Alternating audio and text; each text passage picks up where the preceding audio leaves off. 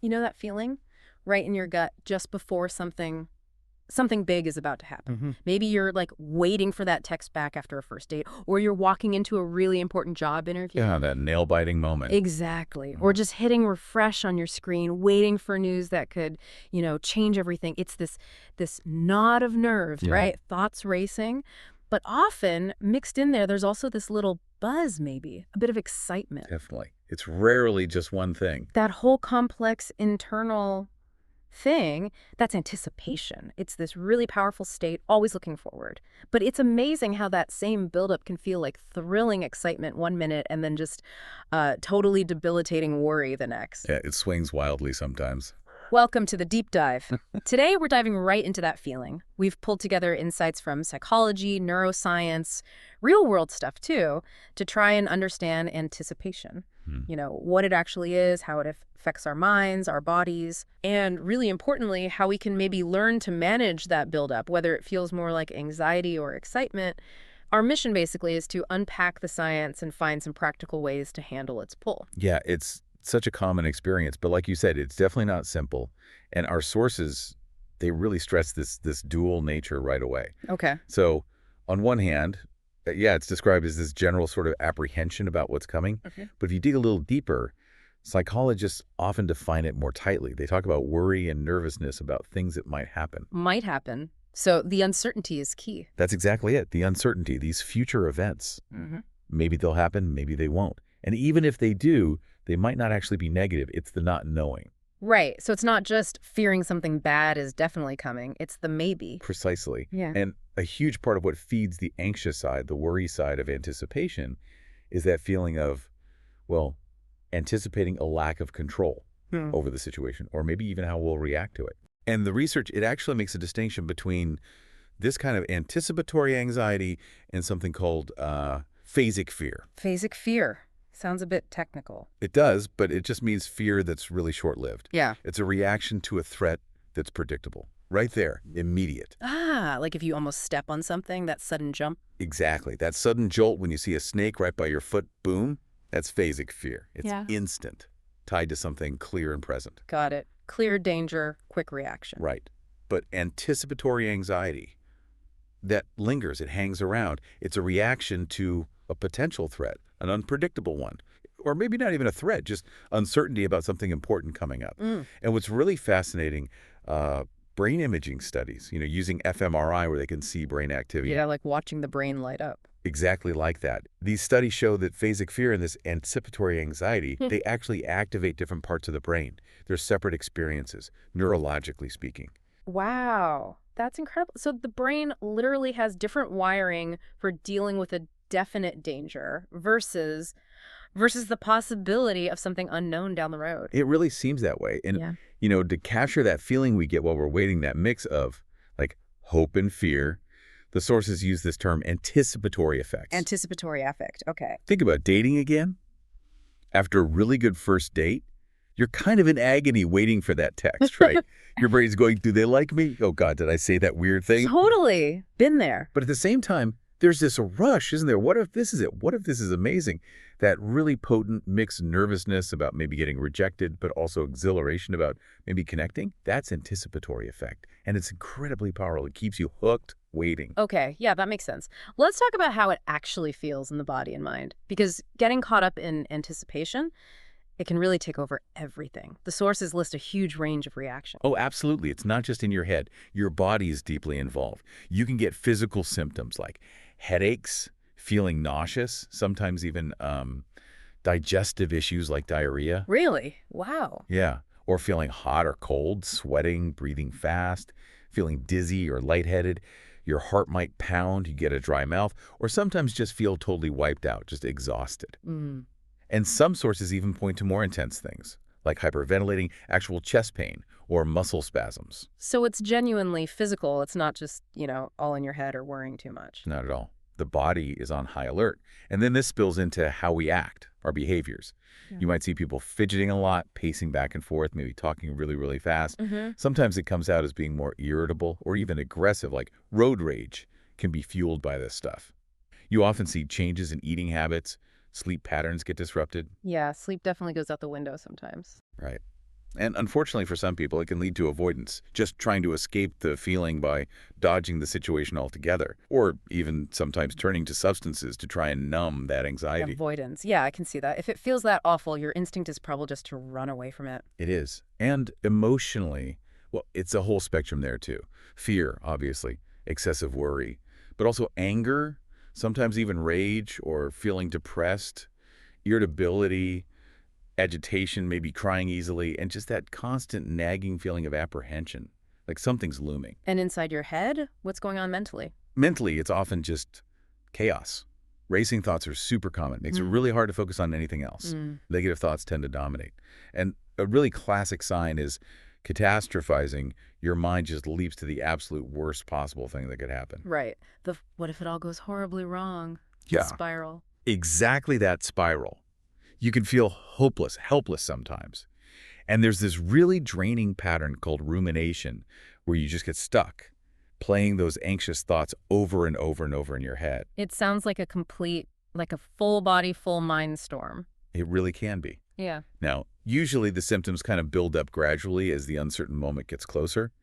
The good news, though, is they often fade pretty quickly after it's over. Okay, that's something. Yeah, but the challenge is when the end isn't clear. If you don't know when it's going to be resolved, or if the thing you're dreading might just pop up unexpectedly, Mm-hmm. or sometimes even if the event never actually happens, but the possibility just hangs there, that prolonged uncertainty, that's when anticipatory anxiety gets really tough to manage. It can feel relentless. And I guess if it's really intense, it can start impacting your actual life, like holding you back. Oh, absolutely.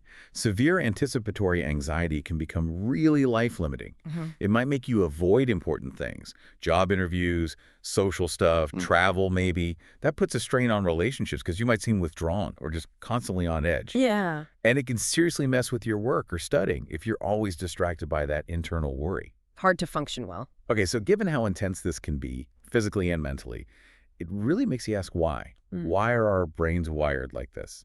Let's get into the brain's role here, because dopamine comes up a lot, right? Yeah, dopamine, it gets so much press as the reward molecule, doesn't it? We usually think, okay, dopamine flows when we get something good, Right, like eat chocolate, get dopamine. kind of.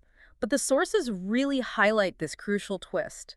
Dopamine activity, especially in brain areas tied to motivation, like the nucleus accumbens, it's actually strongest, most active, not when a reward is guaranteed, but when it's uncertain. Ah, the slot machine effect. Yeah. Or checking your phone for notifications. Exactly. That's the variable reward schedule. Why are those things so addictive? Because every pull of the lever, every single ping on your phone, it offers the chance of something good. A win, a like, a message, whatever. That unpredictable possibility, that triggers a bigger dopamine hit than knowing for sure you'll get something. It literally conditions our brains to crave the maybe more than the guaranteed yes. So the thrill of the chase isn't just a saying, it's brain chemistry. It really is. The brain seems to see unpredictability as this kind of challenge or maybe an opportunity that needs attention and energy. And for some people, that chase, that feeling itself becomes the main reward. It can become addictive. Oh, wow. The sources mention examples like, pathological gamblers or people who just cannot stop checking their phones. They're often hooked more on that intense dopamine rush of the maybe than on whatever they're actually hoping to get. But you mentioned dopamine it's not just one simple signal. That kind of adds another Yes. layer, right? Makes it even more complex why anticipation feels so mixed. It really does. Neuroscience tells us dopamine neurons aren't all doing the same job. We used to think it was just reward, reward, reward. Yeah. But the research shows there are different types. Some dopamine neurons do track value. They get excited by good outcomes, inhibited by bad ones. That fits the idea of reward prediction error. They signal if things are better or worse than expected. Okay, so part of it is about value.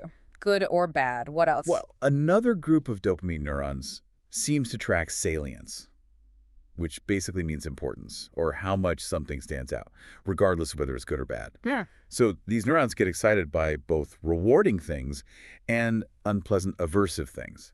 It's more like an is this significant, does this matter kind of signal, So one group is asking, is it good? The other is asking, is it important? pretty much. And then, layered on top of that, many dopamine neurons also fire off this really rapid alerting signal, like a quick, hey, pay attention, whenever something unexpected or potentially important happens around us, a sensory cue. Okay, This is really starting to explain that mixed feeling, isn't it? The brain isn't just giving a thumbs up or thumbs down on the future. It's juggling potential value plus overall importance plus this instant alert signal. And the whole system gets extra revved up by uncertainty. Exactly. It's Yeah. this incredibly complex system trying its best to get us ready for whatever might be coming, even when whatever is totally unclear. It's trying to cover all the bases. So, if this is how our brains are wired, kind of fundamentally, why do some people seem to handle this tension so much better than others? Some people even seem to, like, enjoy it. Which brings us to personality, maybe culture. Yeah, individual differences are definitely huge here. One thing that comes up is being a high sensation seeker. Okay, what does that mean? These are people who are just naturally drawn to experiences that are new, complex, intense. Uncertainty, because it's unpredictable and potentially intense, actually gives them the stimulation they're looking for. So Ah. for them, that little edge of anxiety might not feel like a problem. It might actually feel like part of the fun, part of the excitement they want. So, the same feeling that makes one person want to hide under the covers makes another person feel alive. Exactly. And then there's another trait, tolerance for ambiguity. Some people are just better able to sit with situations where things aren't clear, where there aren't easy answers. They don't need everything figured out right now. Right. They don't feel that intense pressure to resolve the uncertainty immediately. And this trait, it's actually linked to being more resilient, more creative even. It lets them perhaps reframe that uncomfortable, anxious feeling, maybe see it less as danger and more as just curiosity. Like, wonder how this will turn out. It reminds me of that idea of negative capability, being okay with mysteries and doubts. Reframing anxiety as curiosity. That's a really interesting shift in perspective. It is. And Yeah. then there's this kind of fascinating control paradox that might be going on for some people. Control paradox. Yeah, people who have deep fear of losing control. Surprisingly, they might actually choose to put themselves into uncertain situations, things like extreme sports, maybe high-stakes performances. Why would they do that?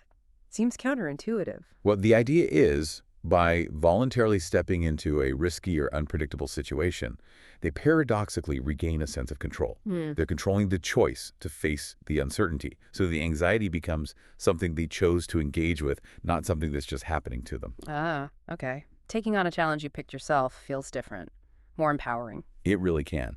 And, the sources also touch briefly on cultural factors, like in cultures that maybe place a high value on patience or stoicism, the act of waiting might be seen differently, framed as a virtue maybe or a test of character. Hmm. That cultural lens can change how you experience the discomfort of waiting, make it feel less like a personal failing and more like a challenge you rise to. Mm-hmm. And, in our super fast-paced instant gratification world today, intentionally choosing to wait or just embracing those natural times of unpredictability, it can almost feel like a small act of rebellion. Adds a bit of, I don't know, spontaneity back into life. That's a great point. Okay, so understanding the why and the individual differences, that's super helpful context. But when anticipation feels really overwhelming, especially the anxious kind, you need tools, practical stuff. And the sources definitely offer some solid strategies for managing that buildup. They really do. And if there's kind of one core idea running through a lot of them, it's this. Focus on what you can control. Right. You often can't control the future event itself. The uncertainty is just there.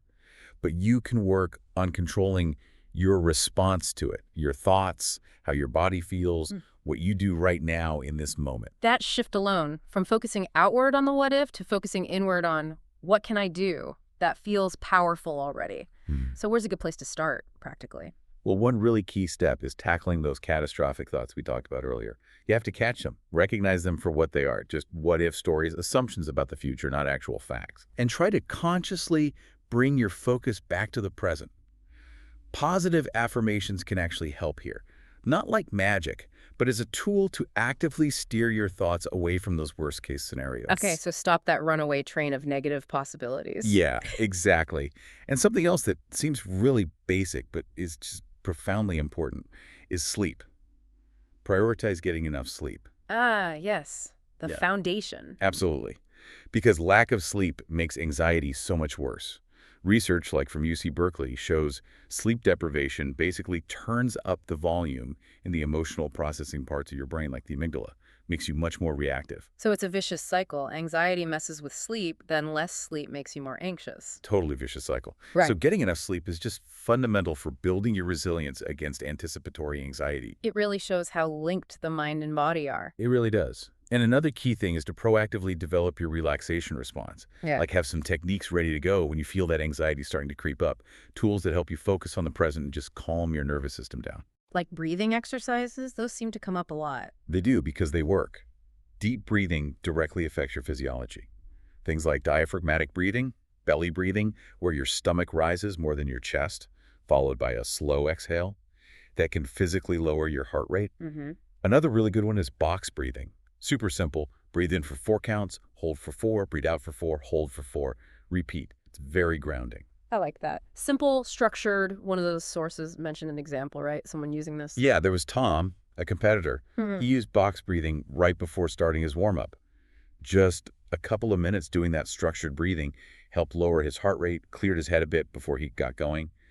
And he found doing it consistently actually reduced his overall race day anxiety over time. That's a perfect example. A small, deliberate action making a real difference. What about other techniques besides breathing? Yeah, others mentioned were progressive muscle relaxation tensing and releasing different muscle groups, guided imagery creating a calming, safe place in your mind, and various kinds of meditation. Mm. There was another example of Mark, an athlete, who started using guided meditation before races. He said it didn't just reduce his anxiety, but actually improved his focus during the race, which helped his performance. So these are all ways to kind of anchor yourself in the now when your mind wants to jump ahead into worry. Exactly. Cool. Anchoring yourself. And something else, really important, but maybe easy to overlook, is practicing self-compassion. Being kind to yourself about it. Yeah. The sources suggest talking to yourself like you would talk to a good friend who's feeling anxious. Offer yourself some kindness, some support. Acknowledge that, yeah, this feeling is hard, but you're doing okay. Mm. You're handling it. The example they used was like reassuring a friend who's scared of flying. You would just dismiss their fear, right? But you might gently remind them, flying is statistically very safe. Maybe mention that less than 1% chance of disaster thing. That kind of self-kindness helps stop you feeling so isolated with the feeling, helps you be mindful without judging yourself, and it quiets down that harsh inner critic that loves to pile on when you're feeling vulnerable. Because, yeah, beating yourself up for feeling anxious just adds another layer of stress. It really does. Sometimes, though, you don't need a deep technique.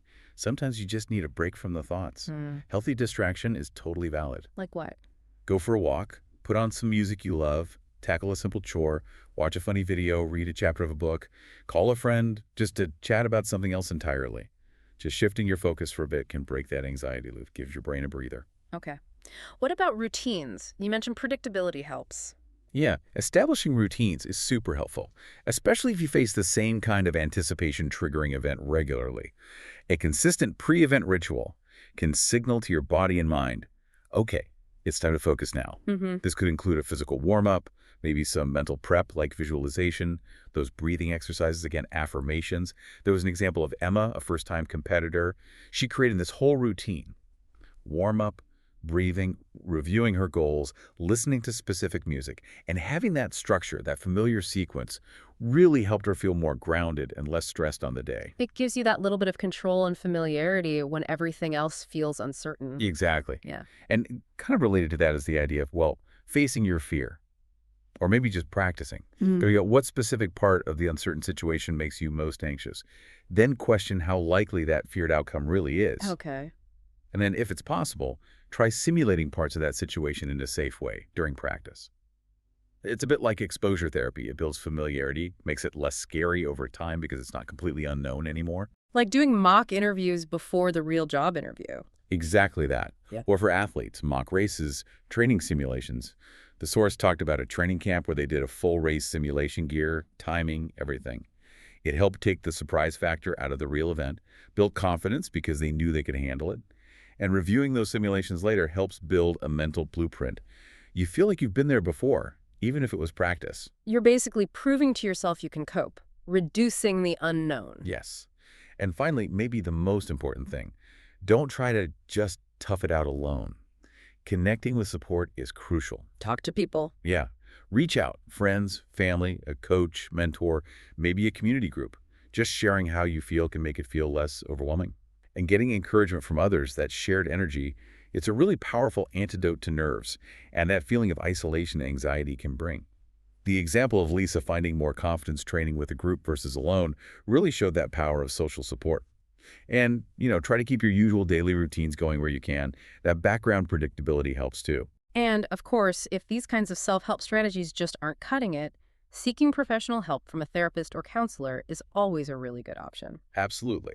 They can help you figure out what's going on and develop a specific plan. Okay, so wrapping this all up, the core lesson, it seems, is that anticipation isn't some weird glitch. It's fundamental. Part of being human, wired into our biology, our psychology. It's not inherently good or bad. It's just this potent energy source. That's a great way to put it. And understanding that our brain's reaction to uncertainty is actually really complex. Hmm. With dopamine, doing multiple jobs, tracking value, tracking importance, firing off alerts, that helps explain why it feels like such a chaotic mix sometimes of hope and dread, excitement and worry. It's our brain trying to get ready for anything. And the main takeaway isn't about trying to eliminate anticipation altogether, because maybe we can't or shouldn't, but it's about learning how to manage that buildup. Exactly, learning to navigate it. By consciously using these practical strategies we talked about, like mindful breathing, challenging those negative thoughts, finding support, focusing on what you can control, you can learn to ride that wave. You can channel that powerful energy, whether it feels like anxiety or excitement, into something useful, like Right. focus or determination. Maybe even into finding some joy in the possibility itself. Okay, so here's a final thought for you, for everyone listening, to maybe chew on after this deep dive. If our brains are actually wired to find uncertainty compelling, not just scary, but actually compelling, even assigning this positive chemical value to the chance to prepare, then could learning to tolerate, maybe even, I don't know, savor the maybe, could that unlock more than just less anxiety? Could it actually lead to a deeper, richer engagement with life itself, with all its possibilities? That's a really provocative thought. Seeing the unknown not just as something to fear, but maybe as Yeah. a space for potential, for discovery. Absolutely. Well, that's all the time we have for this deep dive. Thanks for tuning in. We'll catch you next time for another deep dive into the topics that make us tick.